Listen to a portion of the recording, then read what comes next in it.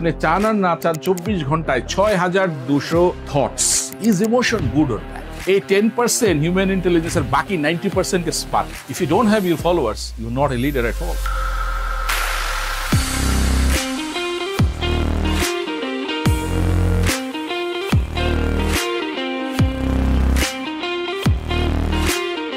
আজকে আমরা আলোচনা করতে যাচ্ছি emotional intelligence.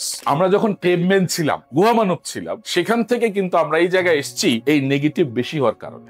When you talk about management, this is the helicopter view, overall view. আপনি যদি গুগলে সার্চ করেন যে সবচেয়ে টপ লিস্টেড কোন জিনিসটা training around the globe demand করে, দেখবেন যে emotional intelligence is number 1. You are the key of this particular umbrella. Control হচ্ছে one of the smallest parts of the management. আমি একটা তালি শব্দ করব, তারপরে একজনের প্রশংসা করবেন। You are earning so many things in life, but if there is anything wrong with your health, everything goes down. এই 8টা আবেগকে যদি আমি বন্ধু বানাতে পারি, তাহলে কিন্তু আমার জীবন শান্তিময়। থটস এর পরের পার্টটা কি? ফিলিংস, অনুভূতি।